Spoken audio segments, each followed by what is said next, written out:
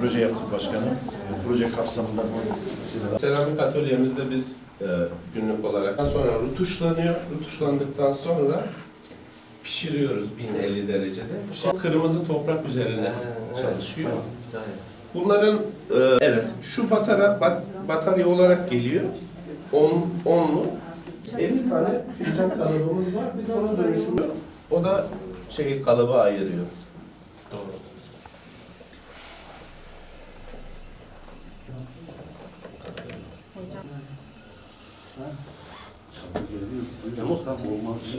Şuradan bir şekil verdik. Şimdi aşağıda gidelim başlıyor. Şu solkama. Sıkıştırıyoruz. Güneşten çıktık biz. Bakalım ne çıkacak. Aynen güneşten çıktık, vazıya doğru gidiyoruz. Şöyle, şimdi yanlardan açıyoruz.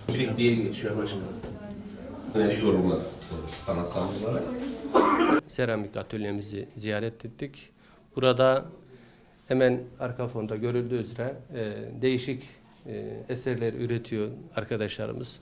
Alanında yetkin hocalarımız atölyede çalışıyorlar. Malatya'mızda örneği olmayan ender bir atölye.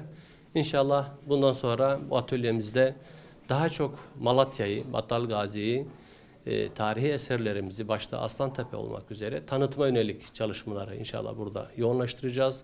Misafirlerimize takdim ederken ya da dışarıya gönderirken, beraberimizle götürürken Dünya Miras Listesi'nde olan Aslantepe'mizi başta olmak üzere diğer tarihi mekanlarımızı işte Kervansaray, Ulu Cami gibi tarihi mekanlarımızı ve tabii ki Malatya'nın sembolü olan Kayısımızı inşallah tanıtımını yapmış olacağız. Hem bir tanıtım, hem bir reklam, hem bir rehabilitasyon merkezi aynı zamanda.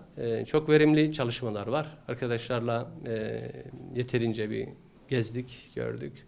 İnşallah bundan sonra da bulunduğu aşamadan daha bir üst perdeye çalışmaları taşımış olacağız. Ben bütün çalışma arkadaşlarıma, hocalarıma teşekkür ederim. Hani biraz daha Malatya'ya has, Battal Gazi'ye has bir çalışma. Mesela bir kervansaray çalışırsınız, bir Ulu Cami çalışırsınız. Daha yoğunluk kayısı çalışırız. Hani zaten kayısı gören diyecek ya bu seramik Malatya'dan gelmiş.